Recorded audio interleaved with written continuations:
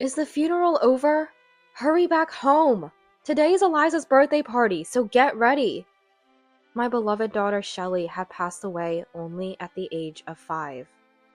This was said to me by my mother-in-law, Lori, on the day of my final farewell to Shelley. She didn't attend her own granddaughter's funeral and instead asked me to come back for her sister-in-law Eliza's birthday party. I wondered if she had lost her mind. Anger overcame my grief, and I made a phone call to someone. My name is Rochelle, a 33-year-old housewife. I have a 5-year-old daughter. My husband Milo, 2 years my senior, and I met through a friend's introduction. We married 6 years ago and were blessed with a child soon after, our daughter, Shelley. She is just 5 years old now, at her cutest age. It's so cute. Yet her fate was cruelly harsh. Shelley was frail. 2 years ago, when she was 3, she began to have fevers and cool-downs repeatedly. She also had swelling in her neck, and thinking it might be mumps, we went to the hospital, where we were told, "You need to get tested at a larger hospital immediately." That's what the doctor told me.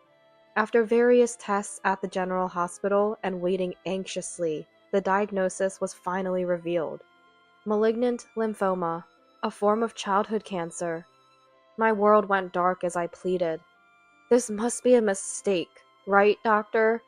Tell me it's not true." Despite the presence of the doctor and nurses, I broke down in tears. Immediate hospitalization was necessary, and although we went home to gather essentials, I couldn't stop crying.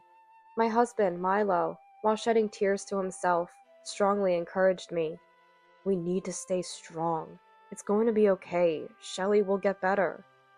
Yes, he said it forcefully and encouraged me. We were briefed about the illness and treatment, and I had to sign consent forms for blood transfusion and surgery. The tough treatments continued. IV trips, blood draws, blood transfusions, chemotherapy. I quit my part-time job to be with Shelley at the hospital all the time.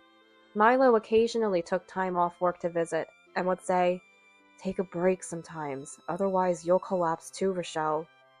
When he took over the visits, I would take care of things at home or get some sleep to maintain my strength. For the first few days in the hospital, Shelley cried a lot. Gradually, as she got used to the hospital rhythm, she cried less. Nurses would praise her. "Shelley didn't cry at all today during her injection." I was praised. Despite hair loss and weakened condition due to the side effects of chemotherapy, she never complained, and always smiled and was happy to see us. She loved drawing. "Dad, Mom, look!" On a day we both visited, Shelley showed us a drawing of Milo and me in her sketchbook. "Shelley, it's really good." Shelley, always talkative, would chat away in her hospital bed, giving us more strength instead. When her white blood count cell was low, she had to stay inside a clean wall, but after about a month, as her blood count improved, she was allowed to go home for a few days. Shelley said, "I want to go to preschool." So we visited for the first time in a while. Seeing Shelley playing happily with her friends filled us with joy. When we got home, my mom came to visit. "Shelley, you're doing so well." Seeing Shelley being pampered and playful in Mom's arms, it seemed unbelievable that she was ill. "Mom, it smells like home." Shelley was smelling the scent of a towel blanket that had been drying at home. For a few days, she was energetic, but then, "Mom, my head hurts." Shelley looked vacant and complained. "Let me see. Oh, you have a bit of a fever. Wait here, I'll make some soup." I put Shelley to bed and hurriedly finished the housework, then started making soup. At that moment, the doorbell rang. When I checked the monitor, it was Lori. I regretted not ignoring it. "Lori, what brings you here?" "Do I need a reason to visit my son's house?" I wanted to say, "Yes, you do," but I kept silent. Normally, I would have gladly welcomed a kind mother-in-law, but unfortunately, Milo's mom, Lori, was the last person I wanted to see. "What are your hobbies?" "Harassing my daughter-in-law, I suppose." That would probably be her reply. Since the beginning of our marriage, I have been continuously harassed by Lori. insulted for not having a higher education, for being tall and not cute enough. I was amazed at her ability to come up with such hurtful words. But when my father-in-law was alive, he played the role of a stopper, scolding her, which made things a bit bearable. After he passed away from illness in our second year of marriage, the harassment intensified, with no one to watch her. She wouldn't order steak for me at meals, or suddenly turn off the hot water while I was showering. Just petty things like that. Milo has an older sister, Eliza, a successful career woman. Her husband, my brother-in-law, is a prosecutor, and Lori is proud of Eliza. She always compares me to Eliza, making snide remarks. Eliza has a son, Jace, in second grade. When we visited for Christmas, the difference in how Lori treated Jace and Shelley was blatant. Even though Shelley is her granddaughter, does she not find her adorable just because she dislikes her daughter-in-law? As I was busy, "What, making soup?" Lori butted in from next door. "Yes, Shelley has a fever." I thought, if you don't have any business here, just leave. But then, again? Really, such a frail child. I wonder who she takes after. Certainly not our family. Your dad had cancer, right? Lori, I've told you many times this illness is not hereditary. Indeed, my dad passed away from cancer when I was in high school. However, malignant lymphoma is not hereditary, except for certain virus-related cases. How many times do I have to explain the same thing? Is she senile? In the end, Lori just glanced at Shelley, spewed her venom, and left. I wonder if it's dementia. In the end, I took a look at Shelley's face, said a few sarcastic comments, and left. What was her purpose? Just bored? Shelley spent a year alternating between living inside the clean wall and having a few days at home as her blood count improved. After about a year and a half in the hospital, she completed the planned treatment, and we were able to bring her home. She could go back to preschool, and we even went on a family outing to the aquarium. She was walking energetically. I never doubted that Shelley would recover. But a year after her discharge, when she turned 5, my worst fears came true, a relapse. The painful treatments continued. Spinal injections, radiation therapy, bouts of pneumonia, and high fevers. I massaged her swollen face and legs. I even underwent a bone marrow transplant for her, believing it would be enough. Sadly, my white blood cells didn't engraft, and her condition worsened. Then came the doctor's cruel words, "There's nothing more we can do." It meant more treatment would only burden Shelley's body. It was a prognosis of limited time. We decided to bring Shelley home and spend our last days happily together. We did everything Shelley wanted. She participated in the preschool sports day and play. Her bright smile made her friends laugh too. Mom visited many times. I had resolved never to cry in front of Shelley, but sometimes tears would escape. During such moments, "Mom, what's wrong? Do you have a headache?" Despite her own pain, Shelley was such a caring child, worrying about me.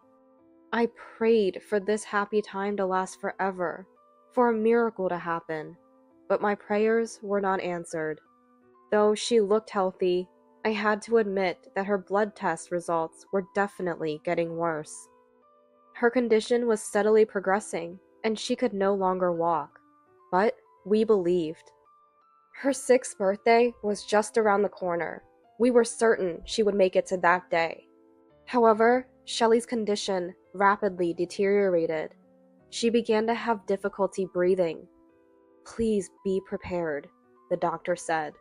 I had decided not to cry, but I couldn't help it.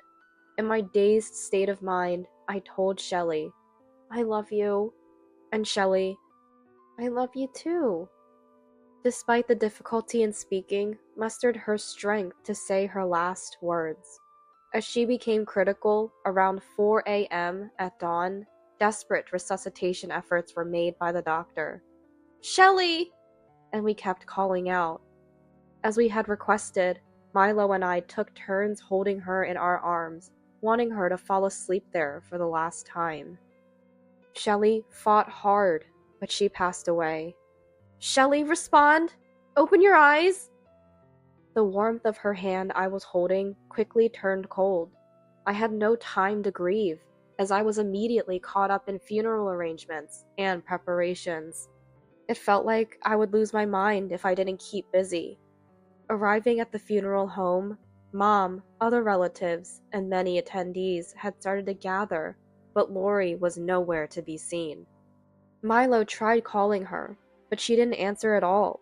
What could she be doing at a time like this? As Milo got busy with the coordinator, I was staring blankly at photos when my phone rang. It was Lori. Lori, what are you doing? Then Lori said something unbelievable. Is the funeral over? Come back quickly. Today is Eliza's birthday party. Get ready. I couldn't believe it at first. I thought my grief had affected my hearing, but Lori was serious, not attending her granddaughter's funeral, and instead insisting on our sister-in-law's birthday party? It seemed insane, unthinkable. I had never encountered such insensitivity. A birthday party? Are you joking? Shelley's funeral is about to start. You're not coming?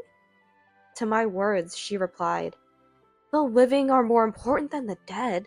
Eliza is coming back from abroad. It's her birthday today. You need to pick up the cake. I felt dizzy. Enough with your nonsense. I struggled to contain my anger. At least bring a present later. You better come, or I won't forgive you. As if you're the one to forgive. I blocked Lori's number and reached out to someone. Many people attended the funeral, coming to say their final goodbyes. Doctors from the hospital, preschool friends, my friends. Everyone cried for Shelley, which was heartwarming. We filled her coffin with her favorite sunflowers, and her friends placed letters inside. Milo did an admirable job as a representative of the bereaved family. Hours later, Milo and I stood in front of his parents' house. Milo, Rochelle, help! Lori pleaded as we entered. We ignored her and we went into the living room. Eliza's family and a few relatives had gathered, and they were all glaring at Lori. Eliza was the first to speak to us. I'm so sorry, Rochelle. We had no idea today was Shelley's funeral. After blocking Lori's call, I had phoned sister-in-law Eliza. Though harassed by Lori and often compared to Eliza, I had a great relationship with Eliza, like real sisters. Being an only child, I cherished Eliza as a sister, and her son Jace often played with Shelley. Even after Shelley fell ill, Eliza frequently visited us, showing her concern. This year, Eliza had to travel abroad for work, and her return, coinciding with her birthday, overlapped with Shelley's funeral. We were busy and had previously asked Lori to communicate with her side of the family. But foolishly, Lori had told the relatives about a birthday party for Eliza's return, not about Shelley's funeral. Eliza, whom I had informed, was shocked that Lori hadn't attended the funeral upon returning home. When Eliza contacted me again, the burial was already over, but they were waiting for our return. Shelley! Eliza, among others, was mourning Shelley. Amidst everyone's cold stares, Lori said, You can always have another child. The worst possible words to say. Then, with a devilish glare, Eliza threw the cake prepared for her at Lori's face. Wash off that twisted personality of yours! She dragged Lori to the shower room and doused her, clothes and all. During this, when asked why Lori had called, Lori was nagging me to hurry back for Eliza's birthday party preparations. I said weakly. The relatives were shocked and disgusted. Returning from the shower room, Lori, completely drenched, was despised by everyone. No, but it's Eliza's birthday party. She's returning after so long. Shelley was sick anyway, not expected to live long. Eliza's birthday is more important, right? Lori's excuse was met with, My birthday party? What nonsense! Calling Rochelle for that? If Shelley was so important, how could you not understand Milo's grief over losing her? Why didn't you attend your granddaughter Shelley's funeral? Eliza furiously confronted her. No, but...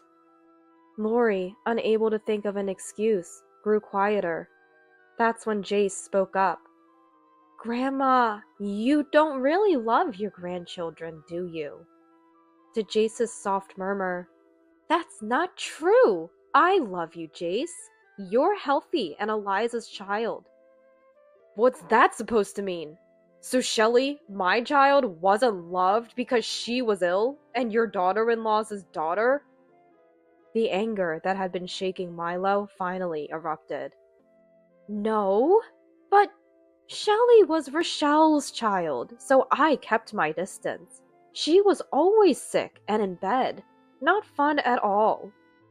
So, Jace, Eliza's healthy child, is loved, but my daughter Shelley is not because she was frail? You're insane for prioritizing Shelley's birthday over attending her funeral. Have you lost your mind? These words came from Lori's brother, my uncle-in-law. His wife, my aunt-in-law. She's always been crazy.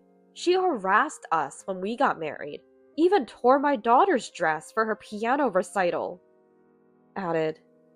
No one at the scene stood by Lori, who had become utterly diminished. We're leaving. Milo, Rochelle, let's talk again some other time. We exchanged deep hugs with my uncle and aunt-in-law. We'll be going too. Needless to say, Mom, we're cutting ties with you. Wait, Milo? I always got yelled at by you, who favored the successful sis. Is that why you didn't care for Shelley, my child? It's not like that. Milo, you know, you didn't study properly like Eliza. Didn't listen. So, you only care about those who do as you want, huh? Said Milo, sadly, as I handed Lori something beside him. It was a drawing of Lori, made by Shelley. In the picture, Lori was smiling. This... Even though you didn't dote on Shelley, she admired you. I hated you and never saw a smile from you. But maybe Shelley saw you smiling like this. Shelley was a pure and kind child. Even during her treatment, she was more concerned about me. Perhaps, in her eyes, she saw a kind Lori. Shelley! Lori cried for the first time, clutching the drawing. But now, it was too late. We're also leaving. I won't ever see Mom again, said Eliza. Wait, don't leave too! Ignoring Lori's words, we all left the in-laws' house. Later, my uncle-in-law's family visited us. They first apologized for Lori's behavior.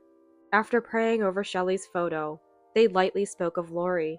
She seemed remorseful holding Shelley's drawing, but the things she said and did couldn't be undone. As my aunt-in-law said, Lori had always been troublesome. It's unlikely she'll change now. Following this incident, other relatives also decided to cut ties with Lori. Despite her being so disliked, there was no room for sympathy. Her bizarre behavior over the years made it natural for everyone to distance themselves. She might end up alone, dying in loneliness, but she should live with her regrets. After the funeral, as the busy days passed and the procedures concluded, the loss of Shelley finally hit me. Temporarily blinded, I worried Milo greatly, and my mother had to stay with us for a while. I felt like losing my sanity. I wanted to be with Shelley, overwhelmed by despair. Could I have saved her if I'd taken her to the hospital sooner, been more attentive to her health? But I couldn't take my own life. Shelley fought till the end, breathing in and out in her dazed consciousness. She tried so hard to live. Gradually, I started to look forward.